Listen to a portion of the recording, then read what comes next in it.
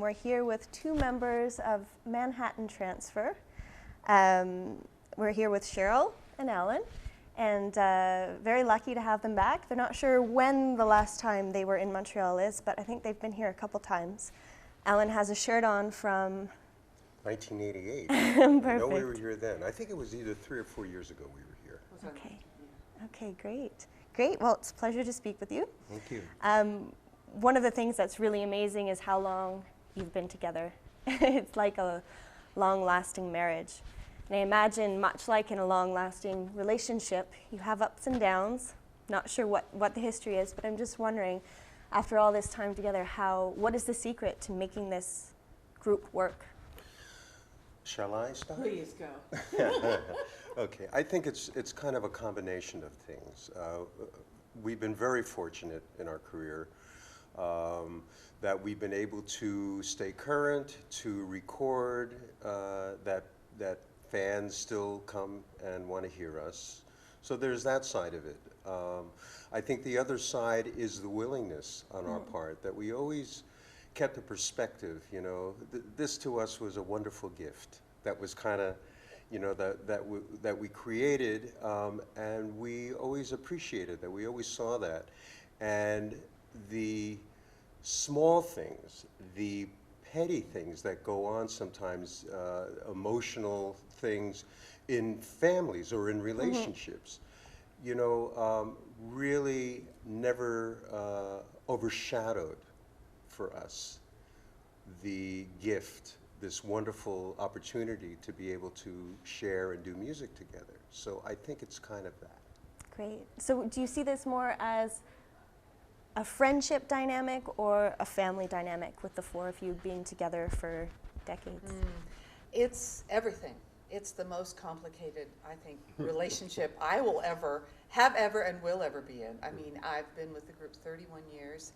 The group's been together, it's coming up on 40 when the original concept of the group began. Wow, I mean, we're business partners, we're singing partners. I put that separate because business and singing, you know, it's show business, but we try and keep that as separate as we can, because you have to be 100% artist. You can't be thinking about the numbers when you're up on stage singing. You have to put 100% of that energy into the performance. We are like brothers and sisters. We are a strange, abstract kind of marriage because we have been together so long. So it's, oh my gosh, it's so multifaceted, the relationship. What? Yeah, kids. Yeah, and kids. Kids. Kids. Yes. We all have kids, and they all are friends with each other. Right. Yeah, Tim and my daughter are best friends. You know, so it's, you know, and Janice has a son who's very good friends with the girls. Alan's daughter is much older, so he was the guinea pig in terms of having a child and taking her on the road. So we've all been this huge family together, you know, and like Alan said, it's the bigger picture that we look at with the group in terms of keeping it together. So the small things, the big picture totally outweighs the small little, you know, misunderstandings or arguments that anybody has in a relationship. It's the biggest learning lesson I've ever had. It's very complex. It's very complex. Wow. I think also we don't sleep together. God, no. And after we're A finished with the defining tour, we're able to go home to our families and chill, and I think that helps too. Right, for sure. Yeah. That's great. So from what I understand, the first album within this manifestation was released in, except for yourself, I think you joined in 78, 79. So 1975 was the first album, and now you've released about 2 dozen. And About that, yeah. and I think it's 30-something. 30-something. Yeah, albums. Wow. And this newest one is the Corea songbook, Yes. which sounds very interesting, and beautiful artwork on the album cover, as well as inside. I was wondering what you could tell us about the Corea album. Well, I'll say part, and then I'll let Cheryl say part. It was quite an adventure.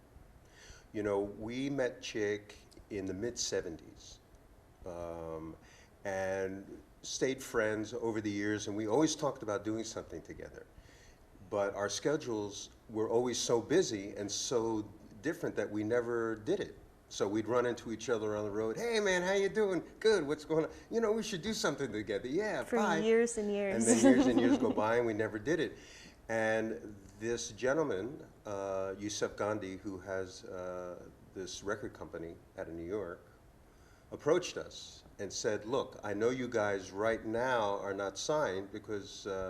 You know, we were with Atlantic Records most of our career. We were over at Columbia. We were at Telarc. We kind of switched around. But he approached us at a time when we were free agents, and he said, "Listen, I've had this idea for 10 years that I wanted Manhattan Transfer to sing Chick Corea, and I would love for you guys to do it on my label."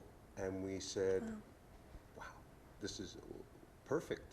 You know, we always wanted, this is something that we always dreamed about doing. So that was the beginning of the seed. And the journey was amazing because singing Chick Corea is not exactly easy. You know, his writing is very complex. He harmonically and rhythmically, and a lot of his songs really are for improvisation. They're for guys to groove on and to jam, you know, and so we went through like lists and lists, compilations of his music to find songs that we felt were singable, that we could really turn into Manhattan Transfer songs. That's the beginning. To be continued. As Alan said, it was very tough picking tunes. We all brought in our favorites, a couple of which, Spain, obviously, with an Al Jarreau lyric. That was like the first on the list. We said, we have to do this. A couple other tunes, Time's Lie was already a song with Neville Potter lyrics, as well as 500 Miles High, the same, you know, co-composers. But the rest, we kind of decomposed and rebuilt songs of Chick's. You know, Alan may want to describe the songs that he worked on. We turned one into a little French lullaby. I think it was, which one was it? Children's Song number one. Yeah. Yes. And that was Janice and I. We thought, it sounds like a little lullaby. Let's do it in French. I mean, you know, so we did that. And then Alan created a monster. Well,